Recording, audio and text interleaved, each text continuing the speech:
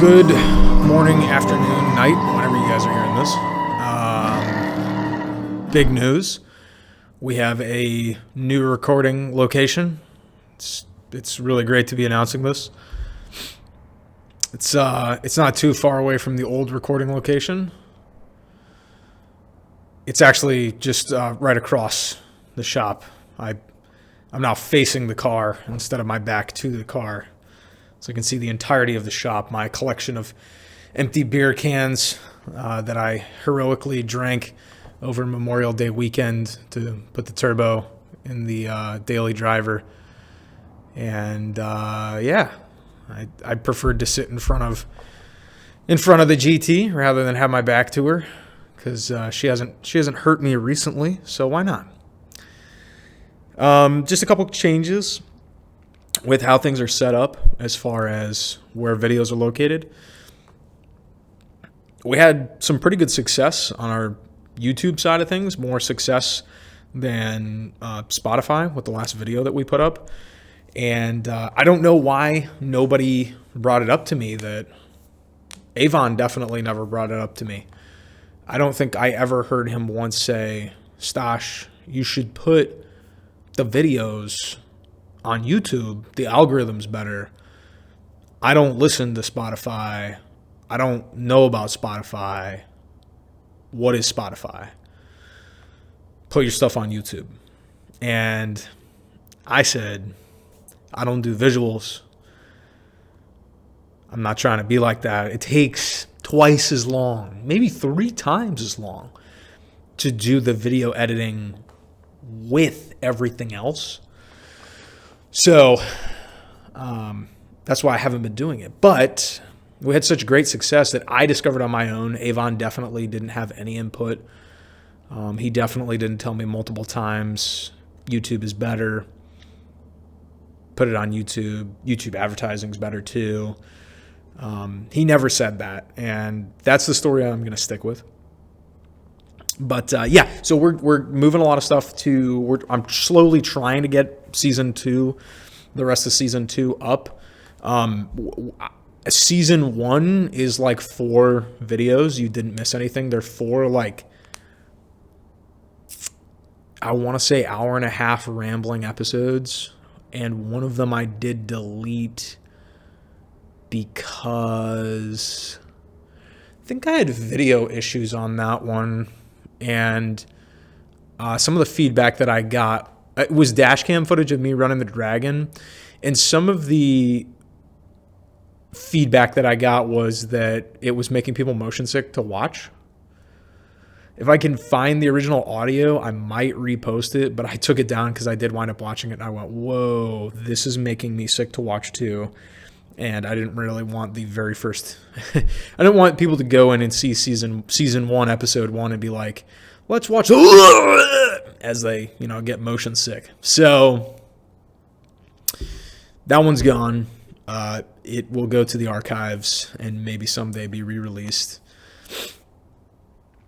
Season 2, I have decided, is going to conclude with that last episode we put up because the way it works on YouTube, I don't know how to do it. Maybe I'm doing it wrong, but the release dates and how things will look is going to mess things up. But if I put this new episode that aired about the 160th Airborne and Delta Force going in and snatching Maduro, if I put that into season 3, then it looks a little bit neater. And I am very acoustic in OCD when it comes to certain things, and one of them is numbering systems.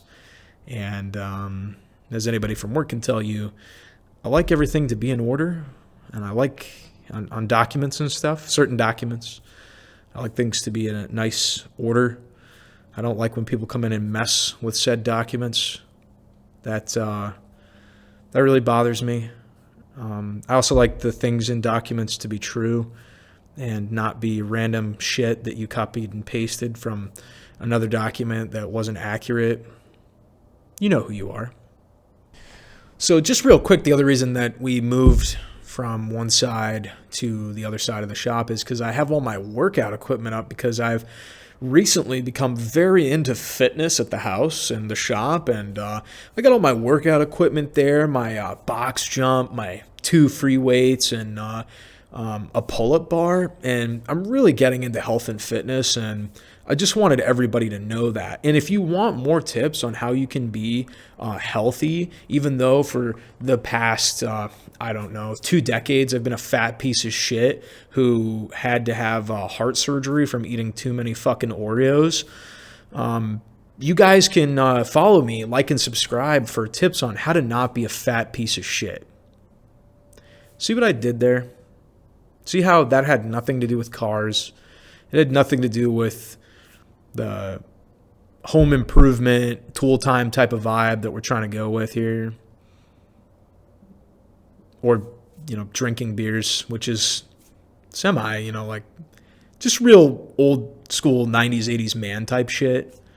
So I just shoehorned in something really fucking stupid that didn't have anything to do with this podcast. Didn't have anything to do with the show, the channel, the garage, the shop.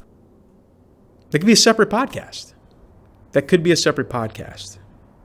But also, and I have the background of being a master fitness trainer to be able to preach to you guys about good health and fitness. And now, to back up, I didn't have a heart attack and have to have heart surgery. That was clearly about somebody else that recently came up on the last podcast. And for the past 20 years, I have not continuously been a fat piece of shit eating all the Oreos. I am on and off a fat piece of shit eating all the Oreos. But either way, why would you listen to somebody who's, about to round 40 and is well documented for not taking care of themselves? And then all of a sudden has this enlightened experience, totally not for clicks, and who's been going around on the internet talking about it.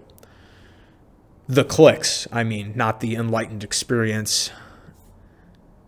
Why would you listen to somebody who suddenly is going to get their act together? Why wouldn't you listen to the guys who... Let me put it this way. Are you going to listen to the dude who spent 20 years of his life not giving a fuck about his health? Or are you going to listen to somebody like... I'll throw it out there because I fanboy for him. Somebody like Brent Tucker, who was a Green Beret, Delta Force operator, really good fitness guru. Here, I'll use even a better one. Sean Ryan. Fucking Joe Rogan. Jocko. All pretty fit dudes. Shit, you can listen to Dana White for all I give a fuck. He may not be the fittest guy in the world, but he deals with some of the most cerebral and fit athletes on planet Earth.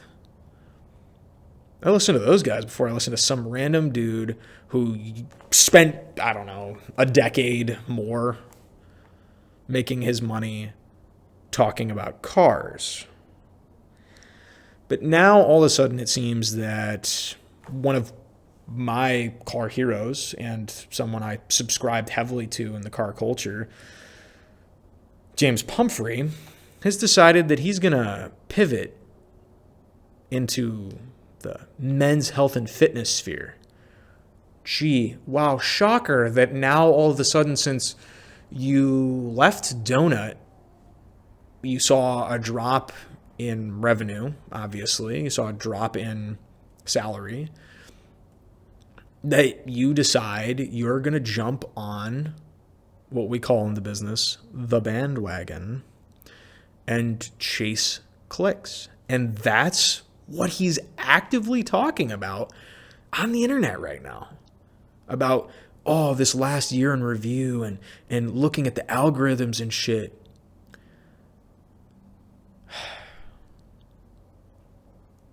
We recently, over the past couple of years, have experienced watching a lot of our heroes be unmasked.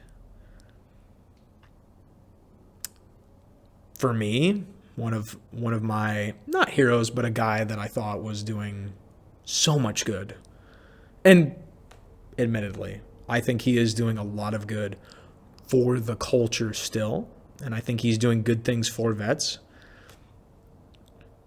Jocko's got some skeletons in the closet.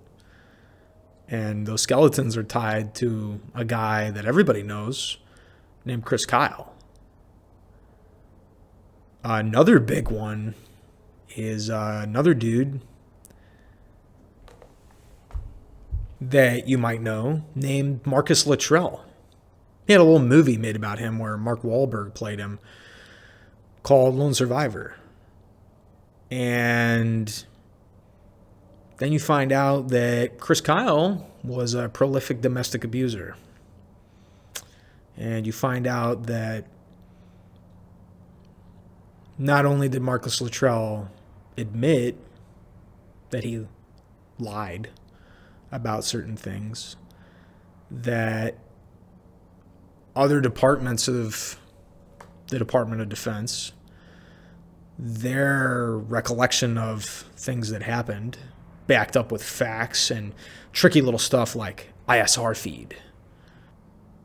You find out that other departments of defense, like the Army, like the Air Force, they got different stories. Stories that coincide with one another, but contradict the story of the Navy. And your heroes, the guys that you joined the military because their stories were so compelling, your heroes start to come crashing down. Now, you might notice that I didn't talk about Tim Kennedy, and that's partially because Tim Kennedy was never my fucking hero. His bullshit always seemed to smell weird to me, and I kind of had known some people who knew him, and they were kind of like, yeah, this guy's... I mean, I always thought the guy was kind of like a glory hog. I didn't think that the level of stolen valor was that big. But it kind of just goes to show that everything's a psyop. And we're going to circle around here. Everything's psyop. Everything, all of it. It's all advertising. It's all marketing. And it's super disappointing when you see a guy like James Pumphrey, to circle back around. Yes, this had a point. It was a long-winded point, but it's disappointing to see a guy like James Pumphrey, who everybody thought was standing on business, and said, no, I'm not going to be controlled by the corporate man. Donut sold out, and I'm not going to sell out. And James Pumphrey goes and leaves Donut because of his principles. You know, they say creative differences. What they really meant there was, as I understood it, James wanted to talk about certain things he wanted to talk about because he was a car guy purist. And the corporation, the corporate overlords that bought Donut just wanted more clicks. Just want that DEI, inclusion, diversity. Got to make everybody click on the video, watch the slop.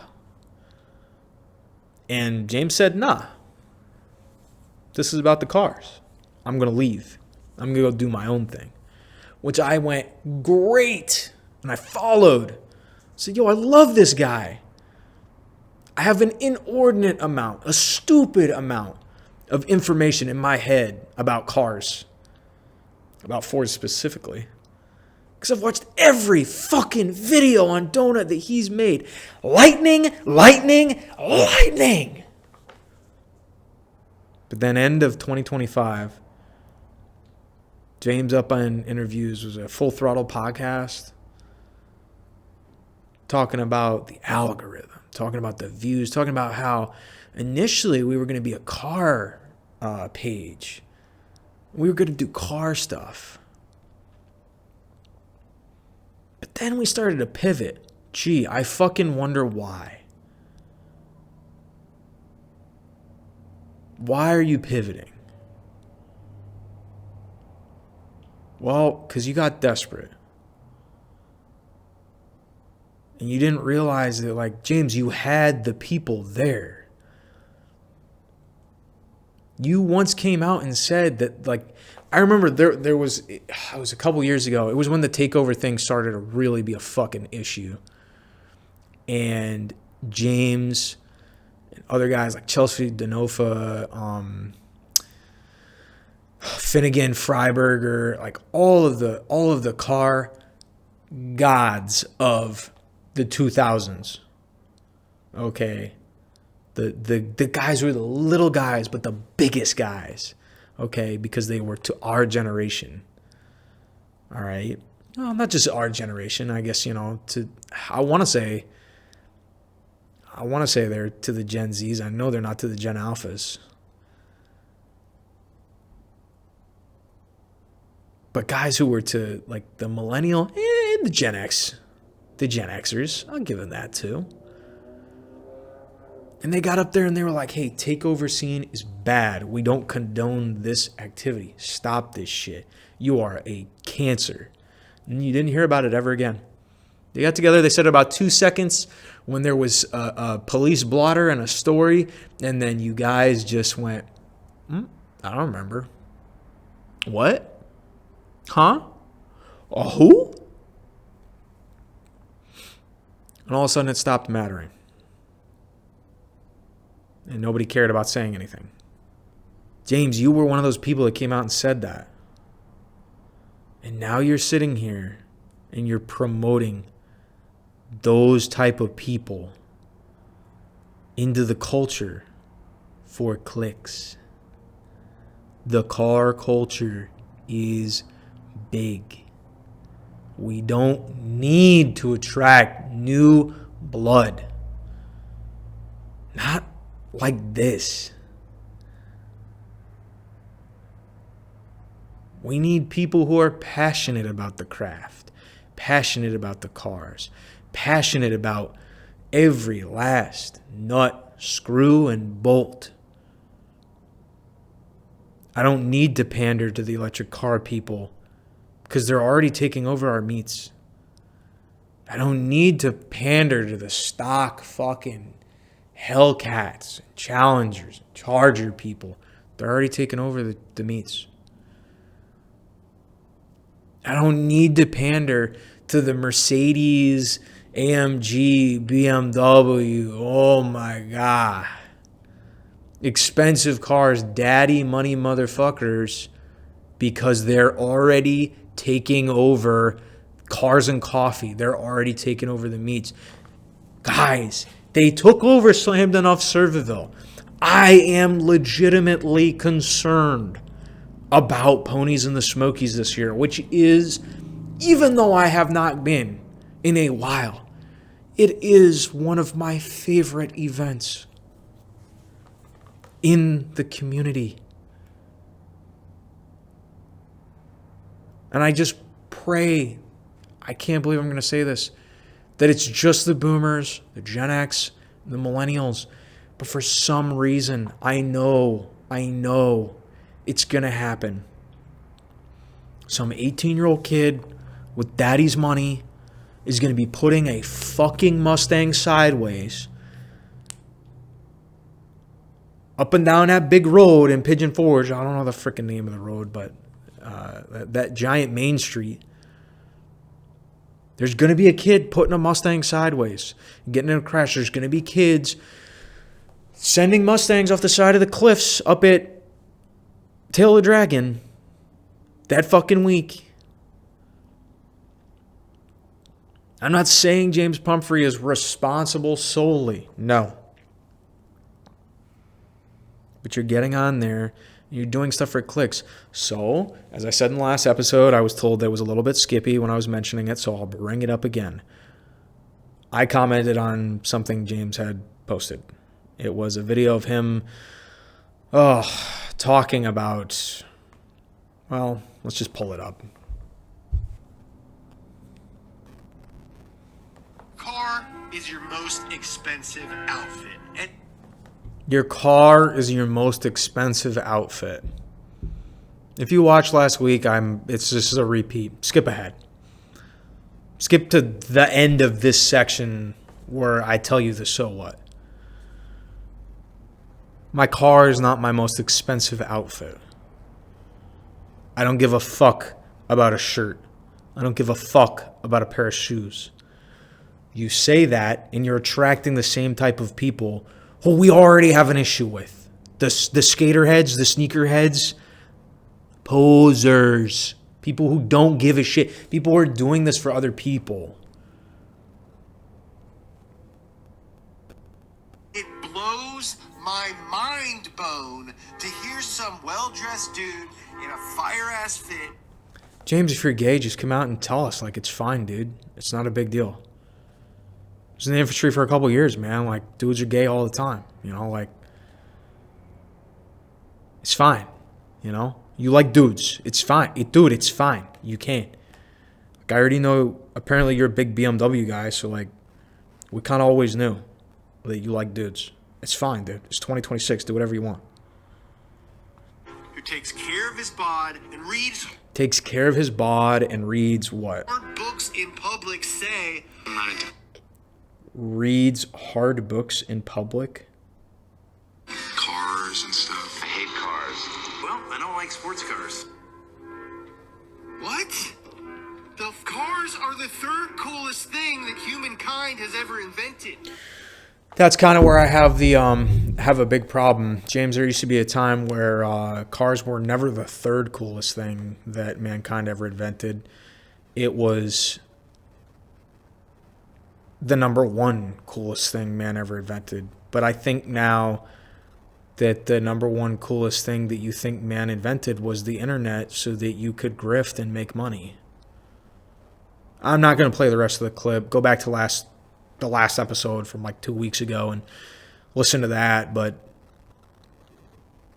what are you talking about, man? He goes on in another video to talk about BMW or something like that and how awesome they are. And I'm sitting there and I'm like, that's really weird, James, because I've never, ever fucking heard you talk that way about, oh shit, a square body BMW, like the 80s, 90s square body M3s that, M3, M5s that are suddenly super fucking popular amongst douchebags. Douchebag, sneakerhead, car posers that are trying to do this like 80s Miami Vice cocaine mafia shit that are the softest motherfuckers on planet Earth. My car's not an outfit. I fucking love both of mine. I have found out recently that I definitely don't love either of these cars. Let me back up a second before I get in trouble with my wife. I have always known that I never loved both of these cars more than my wife. I've known that for a while.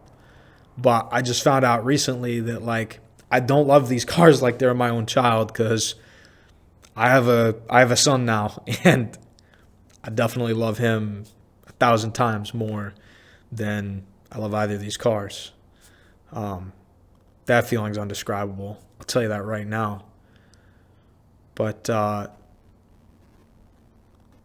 same way that kid and my wife are super important, the most important thing to me.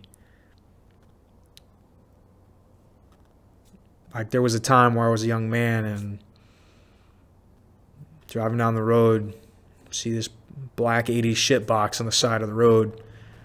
That thing just spoke to me in a way that few things can. And it wasn't because it was $120,000. I'm sorry, it's not $120,000 peasant money now, according to some of these people. It takes like $310,000 for you to turn a fucking head. Ford definitely jumping on that wagon with the extremely overpriced GTD and then found out, shit, the dark horse is not there and the GTD is too much money. Like, nobody's buying dark horses. You could just get a GT. You pay an extra money for a badge. and a little bit extra horsepower. There's nothing special about those dark horses. You might as well save the money and get a super slicked out GT and just completely like black it out or give it this dark theme, put a supercharger on it with the money that you saved from not being an idiot and buying a dark horse. And boom, now you have something better than a dark horse and you didn't have to pay GTD money for. But now you got all these dickheads with 800 plus horsepower Mustangs rolling around because Ford decided that they wanted to attract Bugatti fucking money. They wanted to attract 50 Cent type guys who like bling.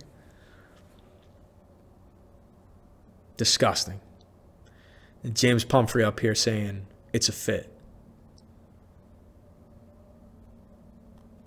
James, you wear things. Well, some people wear things because they're comfortable. Some people wear things as a form of expression. But everybody wears clothes because either they want to be noticed or they don't want to be noticed. And the people who don't want to be noticed don't really give a fuck about what they wear. And the people who do want to be noticed obsess narcissistically over what they fucking wear.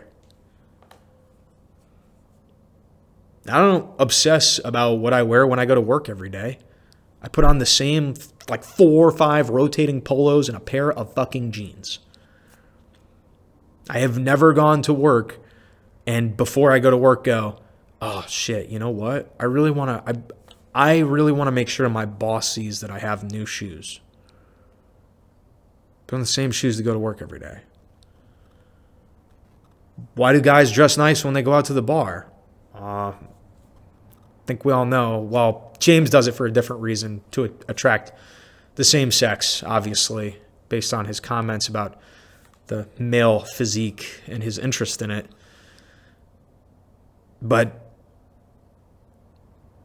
if you're looking at your car and you say, you know what I really need and want for this car is for other people to really like it. The type of people we don't want in this culture are the ones who are going, look at me, look at me, look at me. Look at my outfit.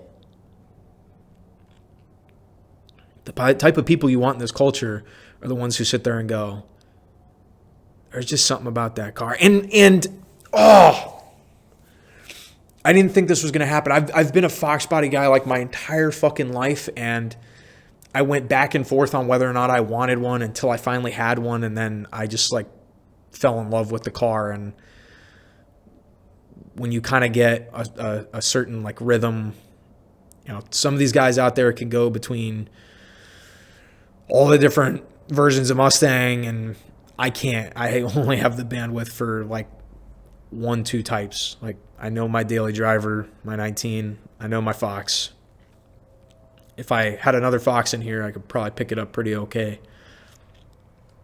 But like, I'm not learning about coyotes anytime soon because that's a lot of digital shit, and I ain't about it.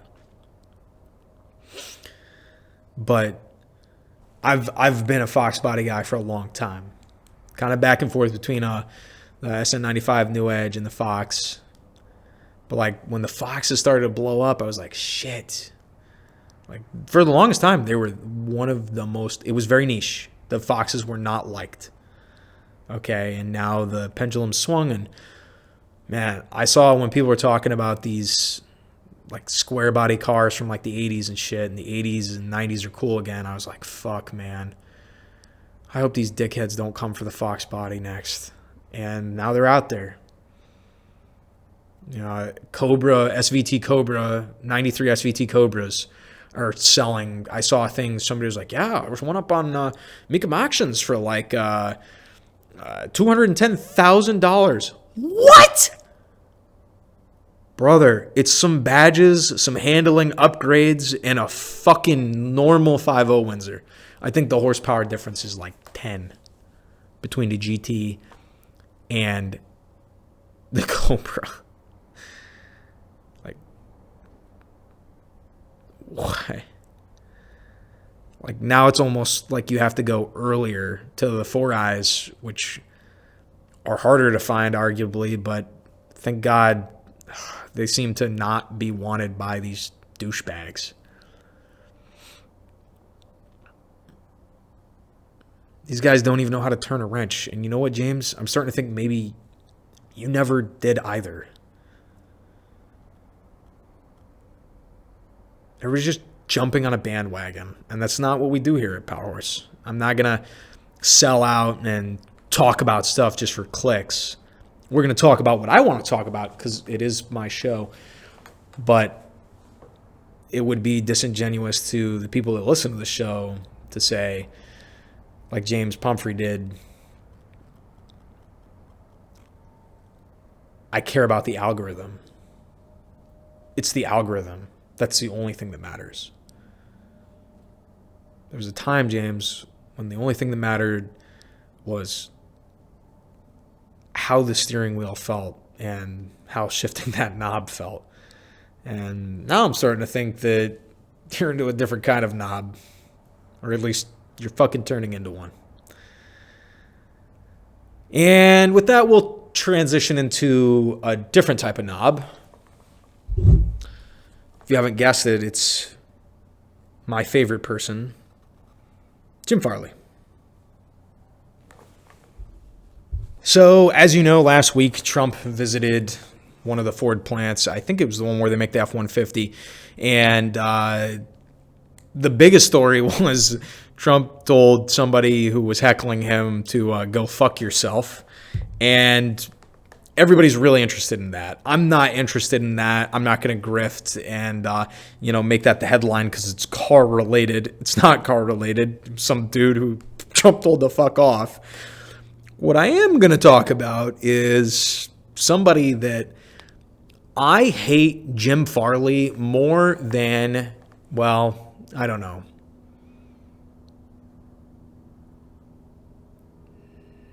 Trying to think.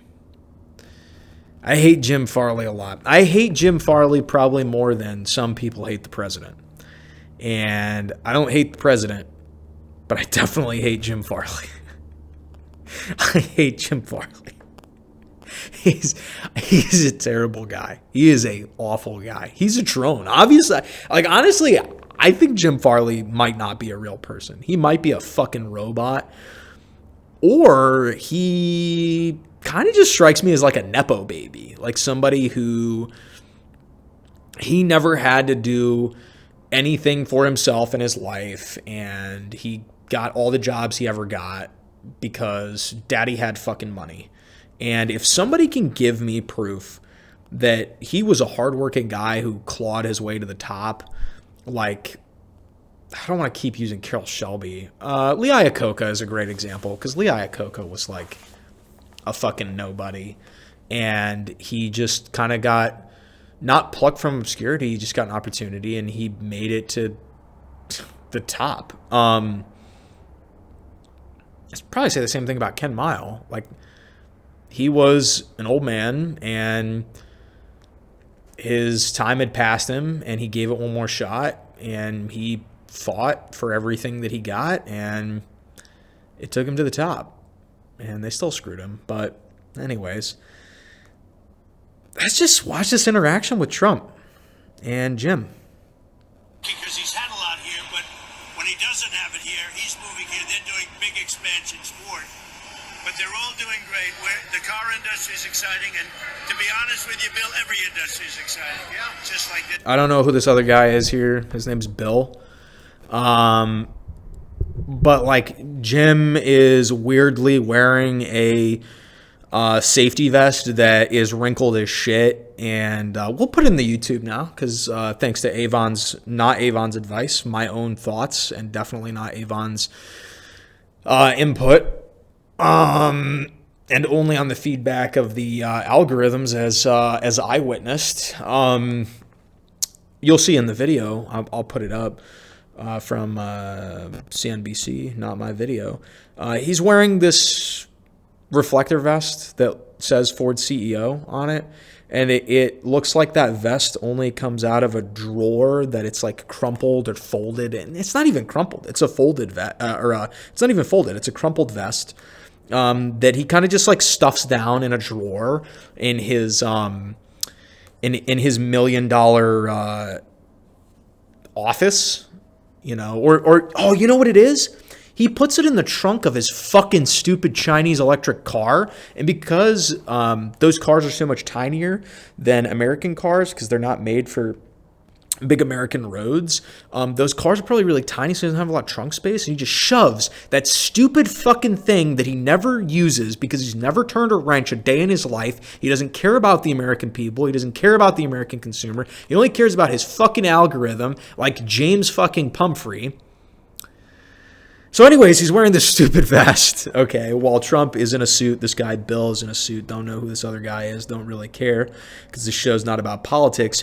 But he comes scurrying along after them because he needs his time on camera for his algorithm like James Pumphrey. James, I'm upset with you. Not as much as I'm upset with Jim Farley, but I am upset with you. He comes scurrying after Trump to get his time. Trump's an old man. Like, he doesn't move. I don't think he moves that fast. Like, I guess he moves fast for an 80-year-old, but, like, stay with the president. He's there visiting the plant. Like, keep up, dude. What are you doing? Anyways, this guy Bill and Trump are talking in front of the cameras. And Jim kind of awkwardly stands there with his hands folded in a very submissive, cuckold way. And he tries to chime in on the president. And he just sounds like a fucking idiot. Well, we need to rebuild our industrial base, and that's been a priority of yours. And we're adding a combustion vehicle, a combustion truck, affordable one in Tennessee to the president's note. That's what these policies are doing for... Correct me if I'm fucking wrong, but the F-150 plant is in Tennessee. Let's take a quick check on that. So just a quick check. I wasn't entirely wrong, Jim. Ford does have a truck assembly plant in Tennessee, but it's not well, what did he say? Combustion truck? Wait a second. Wait a second. Hang on. Let me back up real quick. What did he call this? That's been a priority of yours. And we're adding a combustion vehicle, a combustion truck. A combustion vehicle! A combustion truck! Jim, are the fucking trucks gonna explode? The trucks are gonna combust. Ford's gonna make combustible trucks. Combustion engine, you fucking dick. Actually, you know what?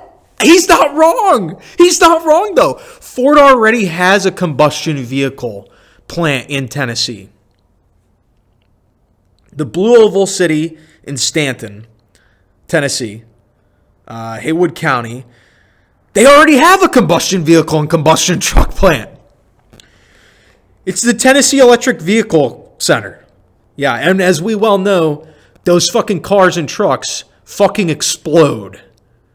Okay, because they're electric pieces of shit. And they're extremely dangerous. And fire departments all across the country, all across the world, are having issues with electric vehicles that they just sit there and go, we don't even try to put them out. If they're in a fucking garage, the whole fucking house is going. If they're on the side of the road, just move the other cars away because this baby is fucking, like, baby trapped in the backseat. Sorry. It is going up so fast, so dangerous, and it's not getting put out until there's nothing left.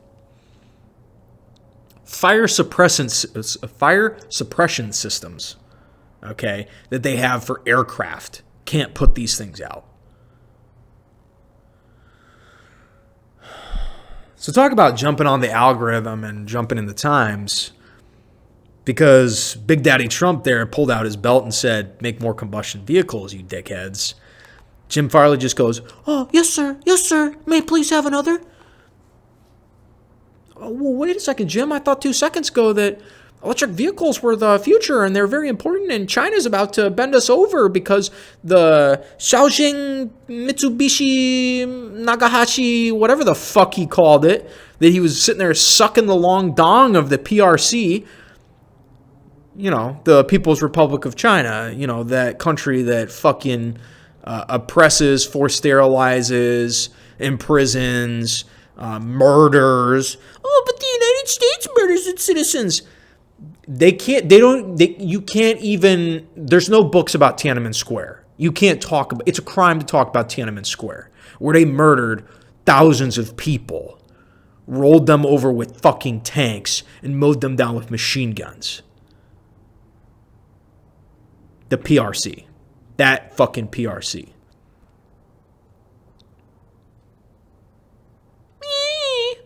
You know, you're going to go suck the dick of some dictator. Xi Jinping. He's probably getting money from. I thought they were all important. I thought these electric vehicles were all important. I thought China was going to eat our lunch over electric vehicles. Now Big Drip Daddy Trump waves his hand and says, don't make me get my belt. Oh, now we're going to make combustion trucks. Combustion trucks. Affordable one in Tennessee to the president. Let's back up. Just like this. Well, we need to rebuild our industrial base, and that's been a priority of yours. And we're adding a combustion vehicle, a combustion truck, affordable one in Tennessee to the president. I'm sorry. This is literally like a 30-second clip of how stupid this guy is. And I can't get over how drunk Jim sounds. Does Jim Farley have a history of alcoholism or substance abuse issues? I'm not trying to make light of it. It's a bad thing, you know. It's and anybody who struggles with it, like I hope you find help, and I hope you get your life together. But like, does he have a problem with? I'm not trying to make fun. Generally, I want to know, you know, before I go around saying stuff like Jim Farley's a fucking degenerate alcoholic and he shouldn't be running the #1 auto manufacturer in the United States. I just think he's a fucking idiot and a fool and a Nepo baby, and he shouldn't be running the most important revolutionary and historic auto manufacturer in all of U.S. history. I don't. If I have to add the alcohol part, I want to just make sure that that's accurate. I try to pride myself on accuracy and not spreading false propaganda, misinformation, disinformation. Let's back up again. Sorry. Like this. Well, we need to rebuild our industrial base, and that's been a priority of yours. And we're adding a combustion vehicle, a combustion truck, affordable one in Tennessee to the president's note. That's what these policies are doing for Ford.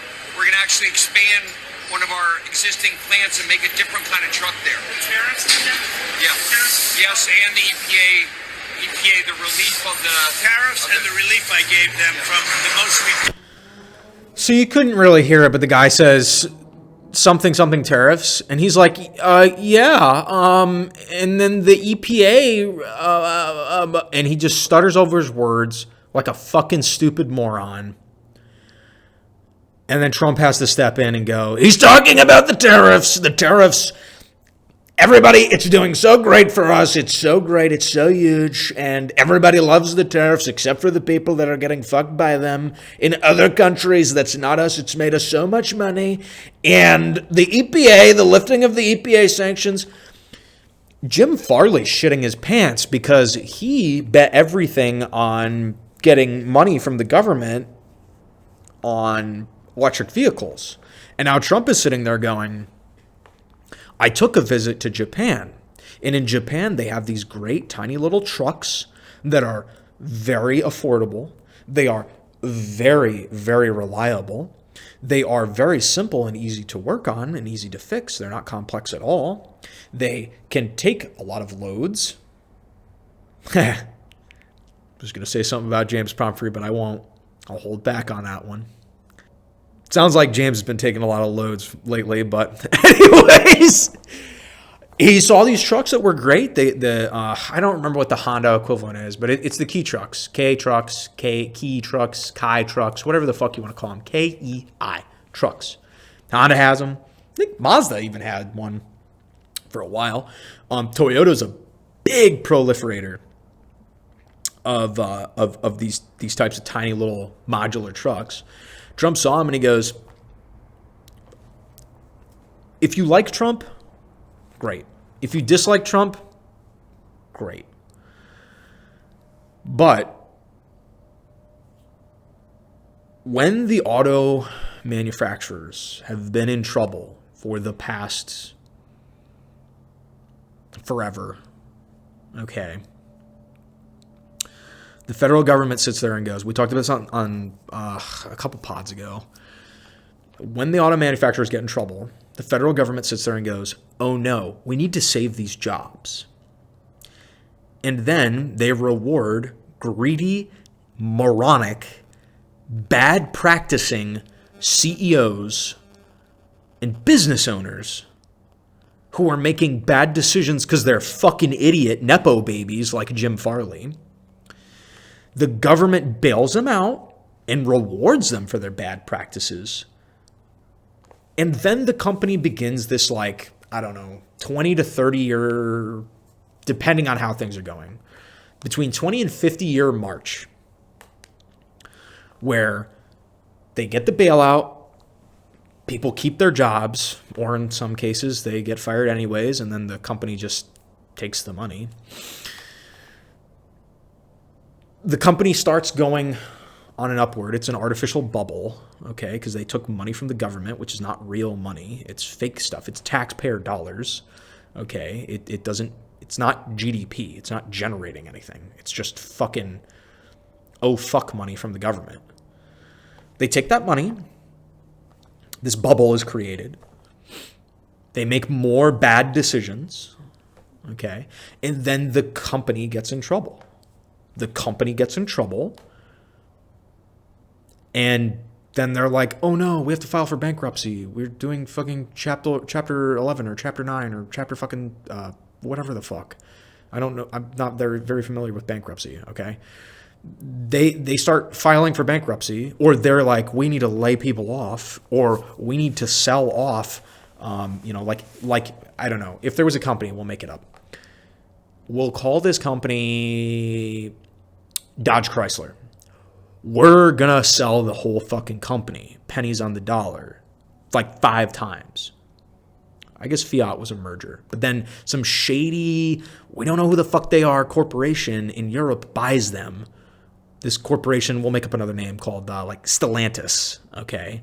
And now they're talking about putting advertisements in your fucking Jeep Wrangler every time you start the engine.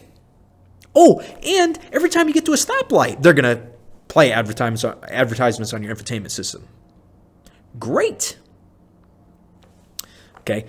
They get to that point, and then the federal government comes along and just goes, oh, shit, we got to bail you out. And it's a 20 to 50 year cycle all over again. Sometimes 10 years, like these guys fuck up that often. To circle back around, if you like Trump, great. If you hate Trump, great. But Trump's the first president in my lifetime. Trump's the first president to come along and go, you know what? Why don't we open up the market and let the people decide? Ford, Dodge / Chrysler, GMC / Chevy. Once you get your shit together, or the Japanese are going to come over here and eat your fucking lunch. They got this affordable truck. $20,000. When was the last time Ford made a truck? Not talking about the Maverick because it's on a unibody. It's not a real truck. When was the last time Ford made a body-on-frame truck that was $20,000? When was the last time Ford made a body-on-frame truck that was under $30,000? Do you know? It was a while ago. I'll do the math, I'll do the stats, I'll check the information. We'll get back to you on the next pod. But it was a while ago. It was back before my dad was looking at a new truck from Ford in like 2015, and he was like, hell no. Maybe a little bit after that. maybe 2017. He was looking for a new truck. And he went, hell no, I'm going to buy a Tacoma. Trump's opening the floodgate. He's letting the free market do its thing. And you know what? Good.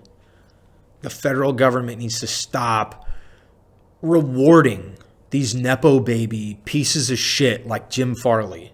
And he is. I'm not going to hold back on this. Jim Farley's a piece of shit.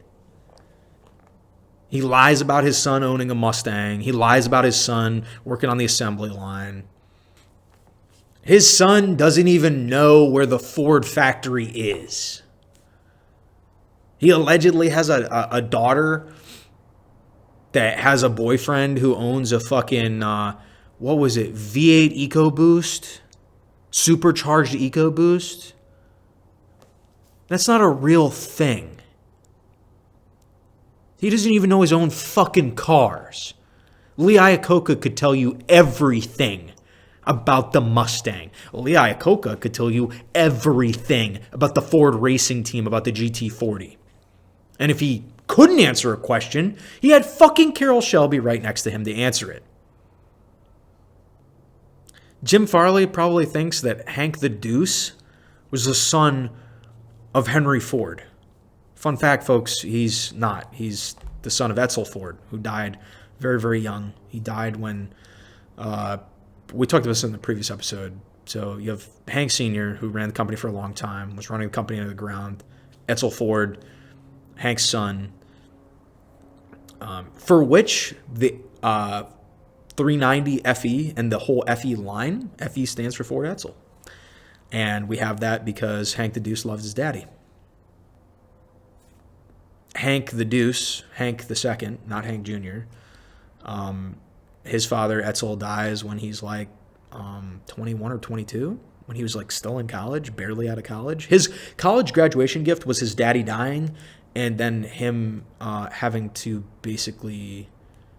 Oh, no, his daddy died younger. It was his grandfather that died right before he graduated college. So that was his graduation gift. So his like high school graduation gift was his dad died. And then his college graduation gift was the company that your father tried to save that your grandfather built is about to go under. Your graduation gift is deciding whether or not to throw away your family's legacy or save it. And he chose save it because he was a better man than Jim Farley. Because Ford was his family's legacy. And Ford is a payday for Jim Farley. It's not even a payday. It's just a paycheck. When you guys talk about greedy corporate overlords, Jim Farley's up there. And I'll go on to give you another example of how Jim Farley panders to people. I didn't watch too much of this video, but honestly, because I can't stomach it and I hate to hear Jim Farley's voice. But let me see if I can pull it up for you guys. Oh, great. I didn't even save the video because I hate him so much. Essentially, he was up there with the CEO of Carhartt, which again is this like in her 60s woman, which just goes to my further point that the country is a geriocracy run by old people who there's that old saying that society, culture, I can't remember, was it? I guess it's society. Oh, a civilization. There you go. A civilization flourishes when men plant the seeds for trees of which they know they will never rest in the shade of. I 100% understand that because everything I have right now is because my father bled, sweat, and cried to get out of the coal mines. My dad was a coal miner. He was like a coal miner for like 2 summers, okay, while he was going to college. I don't remember if he was a coal miner when he was in high school. I don't think he was. But my dad was a coal miner for like 2 summers when he was going to college. And when he was in college working part-time, I'm sorry, I take that back. He worked a full-time job while he was in college to pay for college, and he was a stock boy, not Wall Street, stocking shelves and bagging groceries. And he would work like the graveyard shift on weekdays, cleaning the store, restocking shelves, just cranking away. And he told me about this once, and I was like, yo, boomer, like, that's over-exaggeration. No, I really do believe it, because I remember when he was younger, this man never slept. It was incredible. He slept on the weekends. And then I guess when my dad was in college, on the weekends, he would work full-time as a bag boy, okay, making like pennies on the dollar. And he did like 2 summers. I can't remember, maybe more than that. He did like 2 summers of working in the coal mines and went, so the thing I have to look forward to when I graduate college, the best thing I have is maybe being an engineer in the coal mines. And then if I have a son, he can work in the coal mines someday. Or if I have a daughter, she can marry a coal miner. And then he bought a Greyhound ticket and he moved away. And he made a different life for him. Made a different life for me. So I understand, having skin in the game, I understand that everything I have is because another man, my father, planted the seeds. This shit, I'm just starting to see the leaves. But I know my son, my brand new son, he'll get to enjoy the shade of those trees. And I am going to plant more trees that I know I'm never going to sit in the shade of. But so that his kids can enjoy that shade. And I will teach my son to plant trees so that his children and his next, his grandchildren can sit in the shade of. Not be a greedy, algorithm chasing corporate overlord. You got this Carhartt director who, she got real soft hands. Just like Jim Farley. Carhartt used to be a brand. Like, when I worked, one of the true blue-collar jobs that I worked, aside from the military, I worked a job that was straight, like, wrench turning. If there were women on the job, you couldn't tell because they look like the man. And my company required specifically you get Carhartt fire-resistant clothing. Everything had to be Carhartt fire-resistant. This is the most reliable. It was like you just had to. There were job sites that required that you have Carhartt.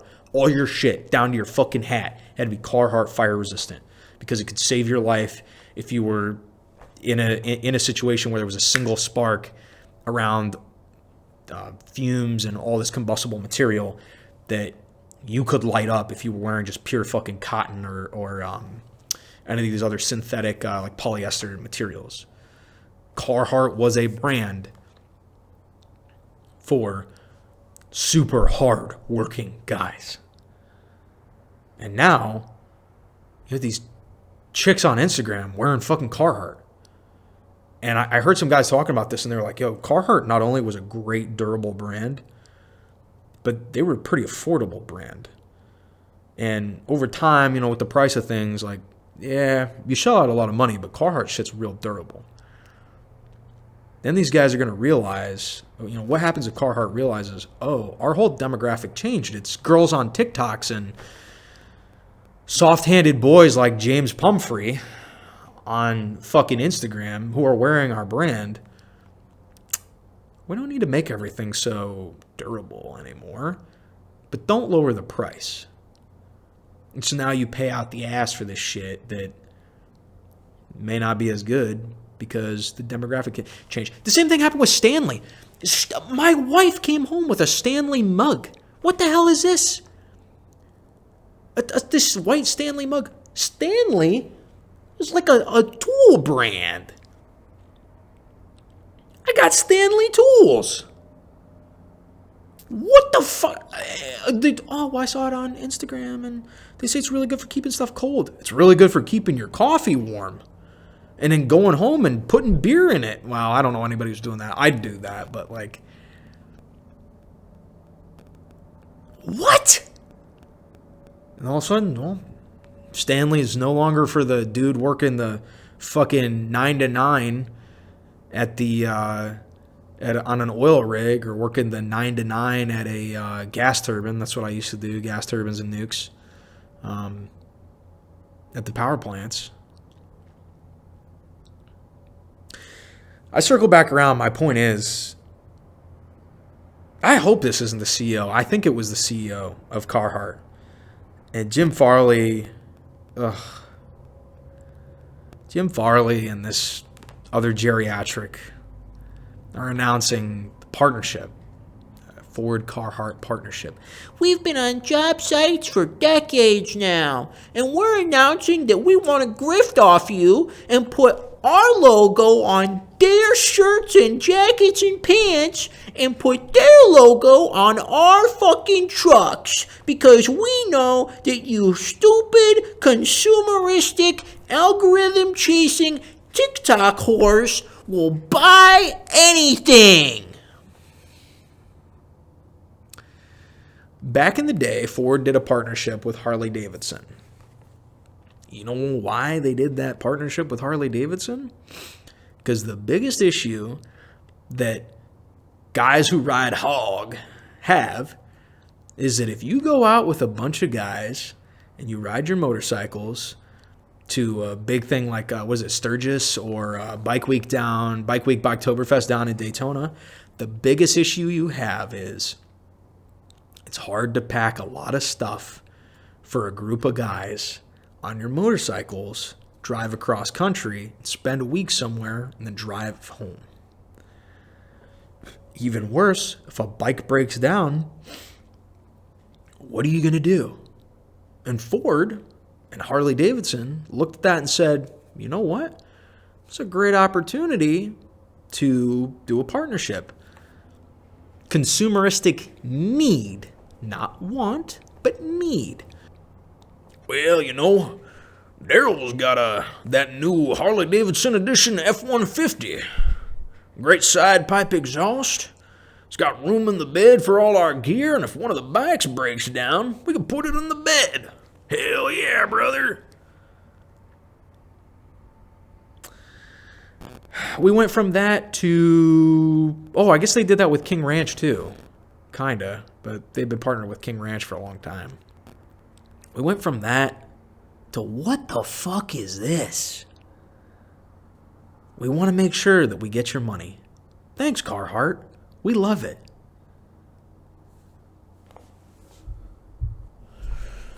I promise you right now,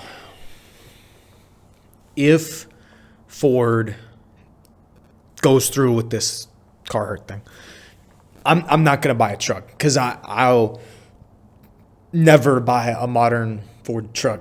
Ford anything. Ever.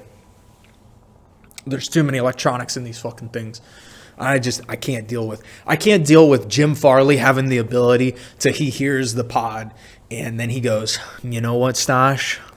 When you're doing 80 down the freeway in your 3-ton truck, flick, and then the engine just dies, the brakes lock, and I go flying off a bridge, you know, and then someday my son has to go on this Kill Bill style katana wielding was a yellow jumpsuit she was wearing through the whole thing. Uma Thurman was wearing through the whole thing.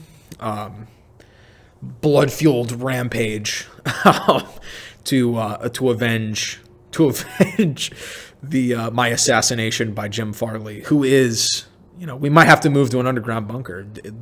The anti Jim Farley propaganda that I perpetrate is very strong. I have many I have tens of followers, so, who also agree Jim Farley is bad for Ford.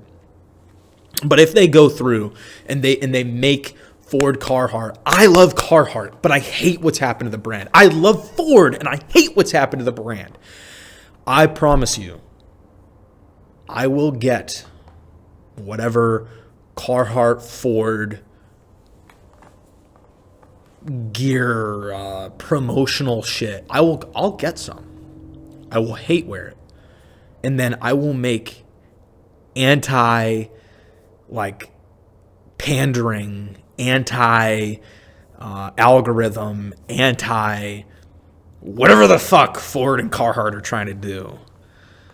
I will make an anti-Ford Carhartt money grab parody shirt. We will sell them in the store. It's totally not selling out. I'll give them away. I'll sell them at cost. I don't have the money to give them away, but I'll sell them at cost.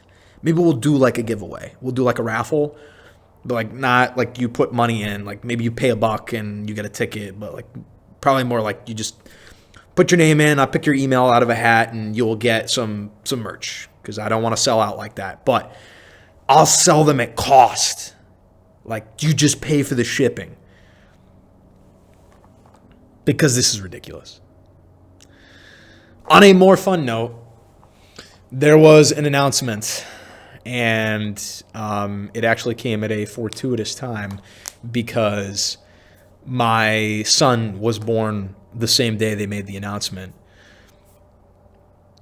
A couple days ago, they announced, I was talking earlier in the episode how there's like the Dark Horse is the top of the line Mustang right now that the Poors can finance. The Poors like you and me can finance. And then the GTD is out of our reach. To also keep in mind, the GTD is more fucking expensive than the Ford GT was. I mean, the Ford GT did get up there. I think at one point it was like a $500,000 car, depending on what you got. But like, that's GT money for a Mustang. Are you fucking crazy? And I saw these when they debuted at the Rolex, and they were pieces of shit. They had so many issues. Not the engines, but the bodies. I digress. We talked about that earlier.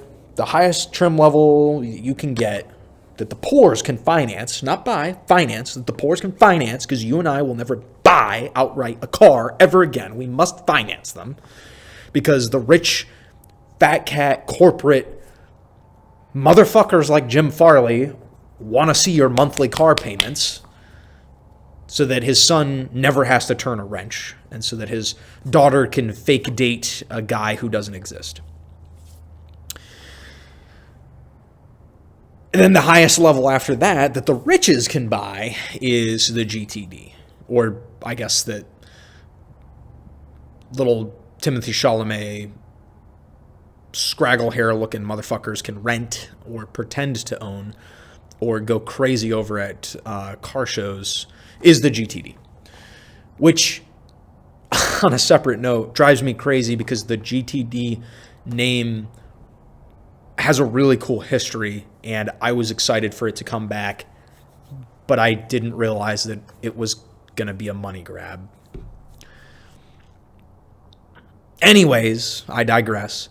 On the 15th or the 14th, because it kind of got leaked by, what was that, Max Verstappen? Kind of like accidentally leaked it, or maybe on purpose from Ford accidentally leaked it. The new Mustang Dark Horse SC. And it kind of says it all. If proof's in the pudding. There's a video out there, I think it's Motor Trend or Drive or whoever. Maybe it was Hot Rod Magazine. I can't remember. It came out and they said, I know, I was expecting an SC, or I was expecting a Shelby too. Why is it the Mustang Dark Horse SC? Is it just Carroll Shelby backwards? Why is it the SC? Nobody's been able to explain that to me yet. Is it just Carroll Shelby backwards? Anyways, like, I don't know. Like, they could have just called it the Super Horse or something like that, or like the Oh man, the Crusader would have been like a cool name or something. I don't know. But at any rate, like of all the names, it's the Dark Horse SC, and that's Carroll Shelby's initials backwards. Like, I know it probably stands for something, and I just haven't looked it up yet because I've been a little busy in the hospital for the past week. But like, that's weird. And everybody was I think Ford and Shelby American had a little falling out, and they did not want to use the GT500 name again, or Shelby didn't let them use the GT500 name. If you don't know, Ford and Shelby American have had a kind of torrented history with that, a very tumultuous history where Shelby actually sued Ford over use of the Cobra logo and the GT350 name, the Shelby GT350 name that they put on the 1984 Ford Mustang GT350. There is a Fox body edition of the GT350. If you did not know, they're not ultra rare. They made a couple thousand of them. There's actually a couple thousand SVO versions of them. There's a couple thousand 5.0 versions of them, and there's a couple thousand convertible versions of them. I think they were SVO. Don't rip me apart in the comments. If they weren't officially SVOs, they were turbo 4 cylinders. So there's a tumultuous relationship with that, but I believe it was Motor Trend came up and they said, I was expecting a Shelby Cobra, or a Shelby, like a GT500 or a GT350. I know we all were. Awkward silence. Moving on. And he's like showing the car, and it's like, what makes the car different? Oh, it's a 5.2 liter. Oh, it's basically a Predator engine in the car. Cool. Yay. Another higher level trim that the poors can finance. I saw, off that note, I don't know what the magazine was. Might have been Hot Rod. It was old. It was from the 60s or 70s. And, you know, back when, I won't say it's the golden era of the cars, but it's a pretty gold era of the cars, I think. I personally think the 80s was a pretty golden era of cars, but 60s, 70s, undisputed. A gilded, golden, beautiful age of auto manufacturing. And a forgotten car company, if you don't know, is AMC, American Motor Company. Not AMG, but AMC, not American, was it Movie Corporation or whatever it was? AMC had a couple different cars. They made these things from scratch. They were not like kits. They're from scratch, and they were beautiful. And it was the AMX. I think it was the 70. It was an advertisement for the advertisement, or it was an article story on the 70 AMX Javelin, I want to say, which has a very special place in my heart because I had a very good friend in college who had a silver with black racing stripes AMX Javelin, and this car was, to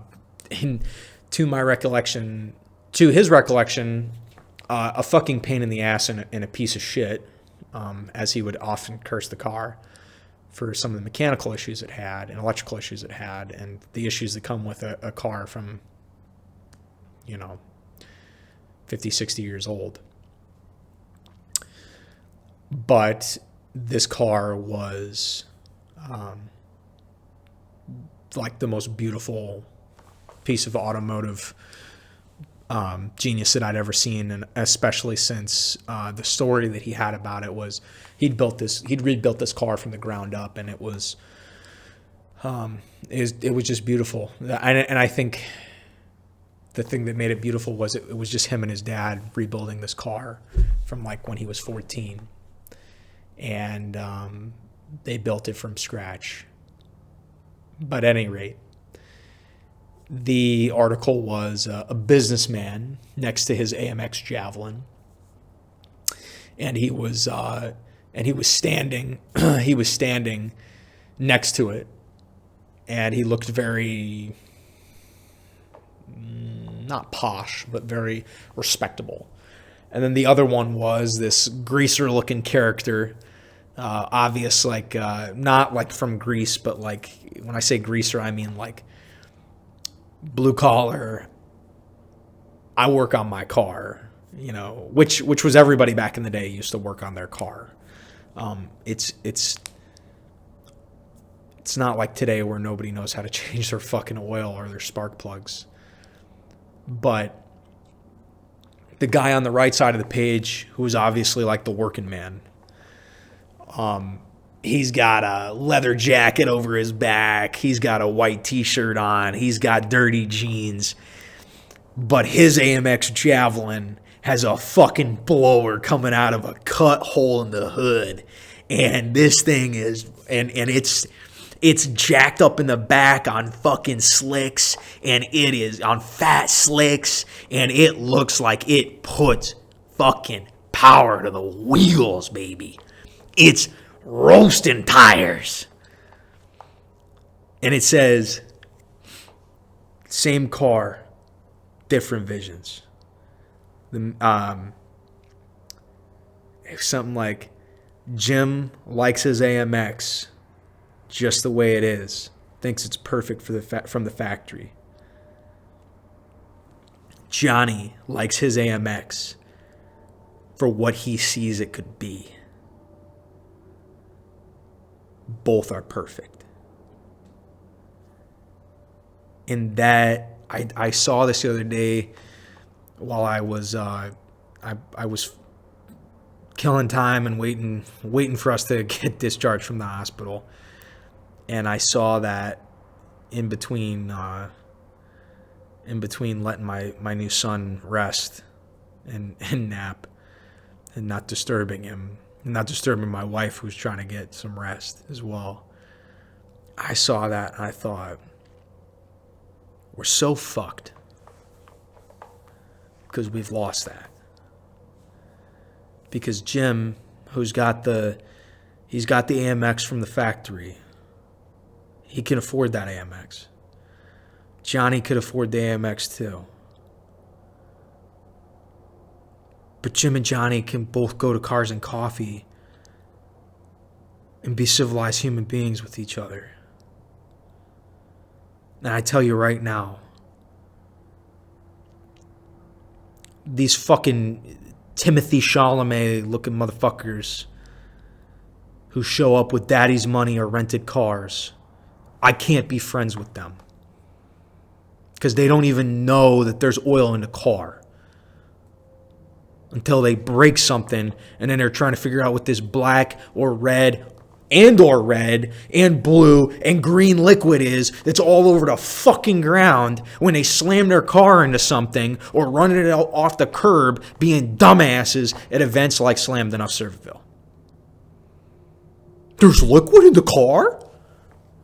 Oh, yo, that must be fuel. Because that's the only liquid they've ever seen go in there. You have to do maintenance on them? I don't know where Jim and Johnny are. But man, I wish we could all just hang out at the fucking drive-in together. And listen to Jim criticize Johnny's giant blower coming out of the hood of his car. And listen to Johnny talk about how he's not sure how much it's putting down, but he beat Mickey Rogers in a drag race from the railroad tracks just last week. And he thinks every last bolt and every last blood, sweat, and tear that went into putting that supercharger on the car was just worth it.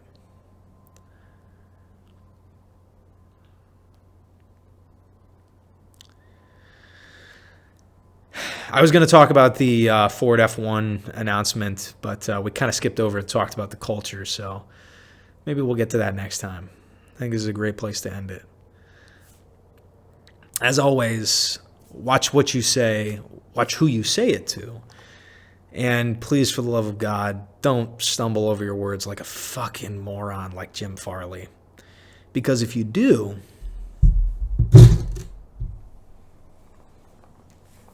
if you aren't careful, you might just wind up in my podcast.